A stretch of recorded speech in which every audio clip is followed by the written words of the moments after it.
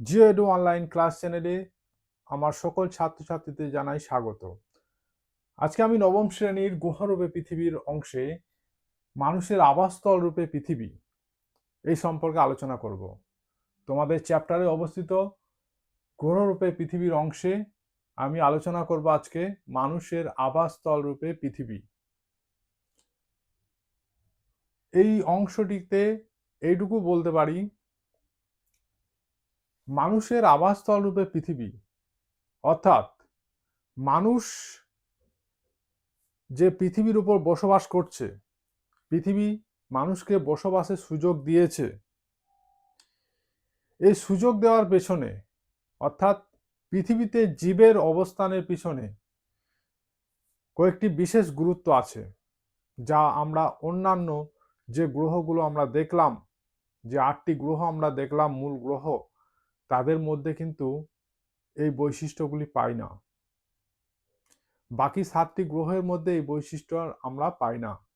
শুধুমাত্র একমাত্র পৃথিবীতে আমরা এই বৈশিষ্ট্য পাই যে এখানে জীবের অবস্থান আছে। আর পৃথিবীটা গ্রহদের মধ্যে এমন এক অবস্থানে রয়েছে যার ফলে আমরা অর্থাৎ জীবেরা অবস্থান করছি।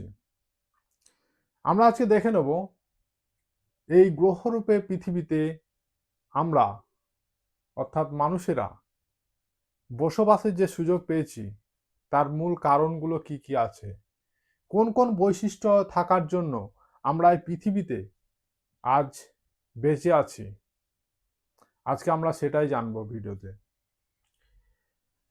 পৃথিবীতে প্রায় 10 লক্ষ জীবের বসবাস, শুধু মানুষ জাতি নয়, প্রায় 10 লক্ষ জীব পৃথিবীতে অবস্থান করেছে, কিন্তু মানুষই হলো একমাত্র শ্রেষ্ঠ জাতি অর্থাৎ জীব।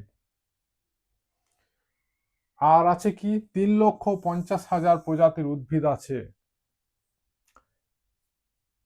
10 লক্ষ জীব এবং 3,50,000 উদ্ভিদ এই পৃথিবীতে আছে। তার মূল যে বৈশিষ্ট্য, এই থাকার কারণ, যা অন্য গ্রহেতে আমরা পাই না, সেগুলো আজকে আমরা এখন দেখব। প্রথম কারণ আছে সূর্য থেকে বিশেষ দূরত্ব। আমরা আগে ভিডিওতে দেখেছি যে সূর্য থেকে বুধ, শুক্র, পৃথিবী, মঙ্গল, বৃহস্পতি, শনি, ইউরেনাস, নেপচুন এই গ্রহগুলো অবস্থান করছে। কেউ পৃথিবীর সূর্যের খুব কাছে আছে, অতি উষ্ণ, কেউ বা পৃথিবী সূর্য থেকে অনেক দূরে থাকার জন্য শীতল। পৃথিবী হলো একমাত্র গ্রহ যে এমন একটা জায়গায় অবস্থান করেছে যার যার ফল হিসাবে আমরা পৃথিবীতে বসবাস করছি, অর্থাৎ জীবের বসবাস সৃষ্টি হয়েছে। পৃথিবী থেকে সূর্যের দূরত্ব আমরা আগের দিনই আলোচনা করেছি, আগের ভিডিওতে আলোচনা করেছি 15 কোটি কিলোমিটার দূর। 15 কোটি কিলোমিটার দূরত্বে অবস্থানের জন্যই আমরা পৃথিবীতে বসবাস করতে পারছি। তার ফলে সূর্যের যে তেজ যেটা পৃথিবীর উপর পড়ছে, তার গড় যে টেম্পারেচার সেটা হলো 15 ডিগ্রি সেন্টিগ্রেড। এই 15 ডিগ্রি সেন্টিগ্রেড যা জীবের বেঁচে থাকার পক্ষে উপযোগী, যা অন্য গ্রহে আমরা দেখতে পাই না। আশা করি বোঝাতে পারলাম। তার পরবর্তী পয়েন্ট আছে বায়ুমণ্ডলের উপস্থিতি। বায়ুমণ্ডল হচ্ছে জল, জলের উপস্থিতি। পৃথিবী হলো একমাত্র গ্রহ যেখানে জল পাওয়া গেছে। বৈজ্ঞানিকেরা প্রমাণ করছে যে মঙ্গলে জল থাকতে পারে। কোনো কোনো সময় আমরা খবরে পড়ে থাকি যে মঙ্গলে জল আছে, কিন্তু এর সঠিক প্রমাণ হিসাবে এখনো কিছু পাইনি। তাই পৃথিবী হলো একমাত্র গ্রহ যেখানে আমরা জলের উপস্থিতি আছে, জলের উপস্থিতি পেয়েছি, আর তার জন্য জীবন আছে। জল অর্থাৎ জীবন। এই জলের পরিমাণ কত? 71.4%। পৃথিবী যদি 100% হয়ে থাকে তাহলে তার 71.4% হলো তার জল অর্থাৎ 3 ভাগ জল এবং 1 ভাগ স্থল। আর এই জল থাকার জন্যই পৃথিবীকে বলা হচ্ছে জল গ্রহ। আর আমরা আগের ভিডিওতে এটা দেখলাম যে মহাকাশ থেকে পৃথিবীকে দেখলে নীল লাগে, তার কারণ হলো এখানে জলের উপস্থিতি আছে।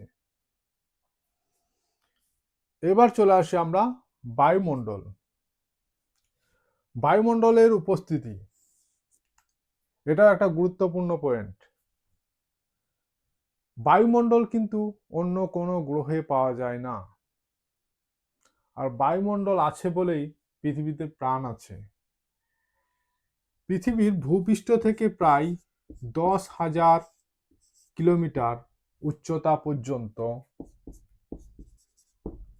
বায়ুমণ্ডলের এই অবস্থান রয়েছে। আর এই বায়ুমণ্ডলে অবস্থানের জন্য পৃথিবীতে সূর্যের যে রশ্মি আসে, সেই রশ্মিটাকে অর্থাৎ সূর্যের যে তাপ, সেই তাপটাকে ধরে রাখতে পারে। আর এই ধরে রাখার জন্য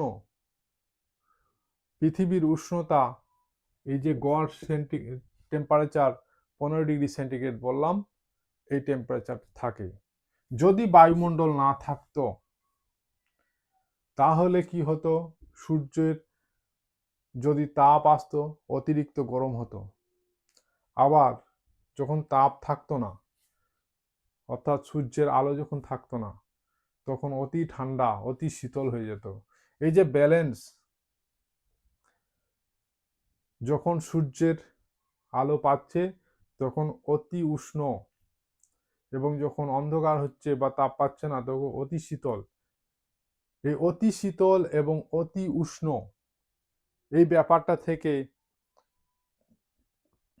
পরিত্রাণ পাওয়া যায় শুধুমাত্র এই বায়ুমণ্ডলের জন্য।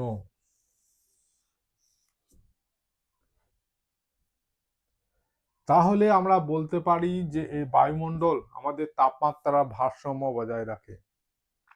এছাড়া এই বায়ুমণ্ডল আমাদের জীবের শ্বাস প্রশ্বাসের প্রয়োজন হয়। এই বায়ুমণ্ডল থাকার জন্য জীব সমষ্টি, এই জীব পৃথিবীতে বেঁচে আছে। তাহলে প্রত্যেকটা জিনিসই, প্রত্যেকটা বিষয় এমনভাবে সৃষ্টি হয়েছে যার ফলে পৃথিবীতে জীবনের সঞ্চার হয়েছে।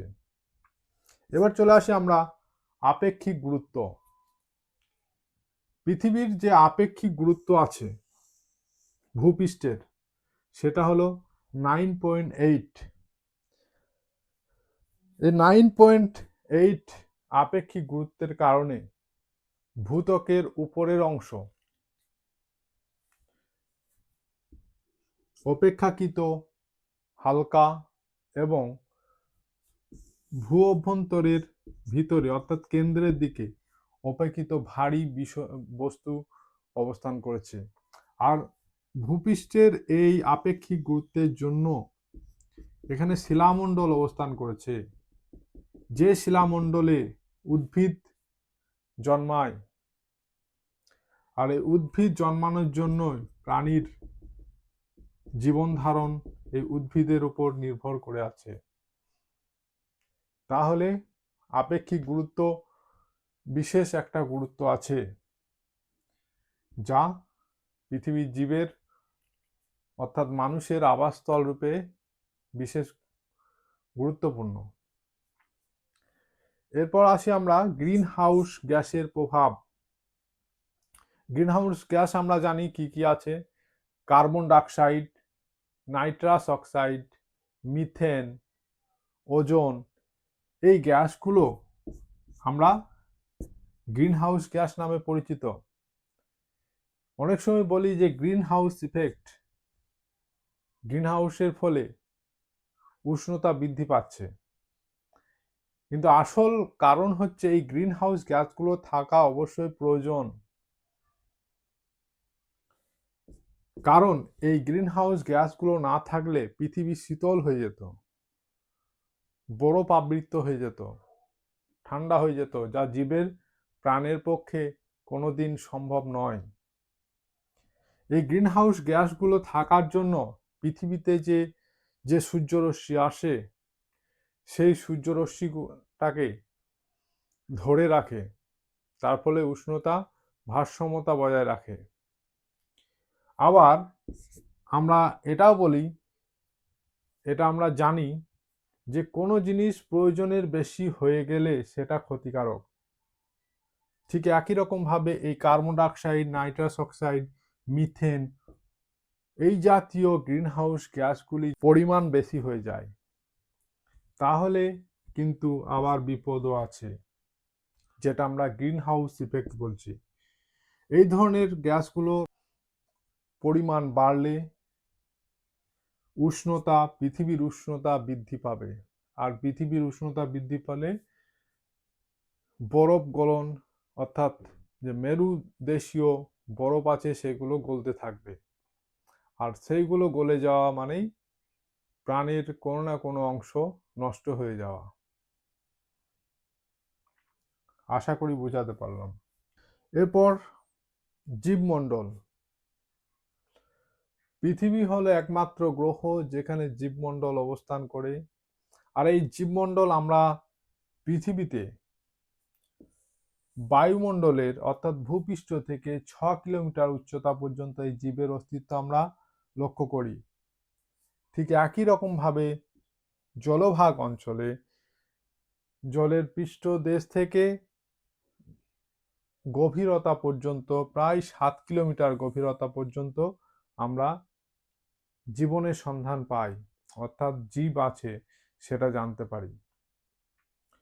ঠিক একই রকম ভাবে আমরা ভূ অভ্যন্তরে যদি যাই, অর্থাৎ ভূপৃষ্ঠ থেকে ভূ অভ্যন্তরের দিকে যদি যাই, তাহলে আমরা দেখতে পাবো যে 10 মিটার পর্যন্ত গভীরতা পর্যন্ত প্রাণী বেঁচে থাকতে পারে, যে কোনো জীব বেঁচে থাকতে পারে।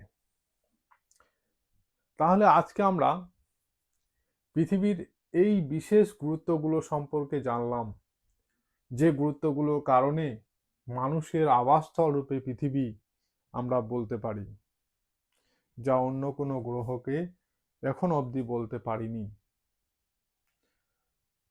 আশা করি বোঝাতে পারলাম এই বিষয়টা। ভিডিওটি ভালো লেগে থাকলে অবশ্যই চ্যানেলটিকে সাবস্ক্রাইব করে নেবে। সকলকে ধন্যবাদ।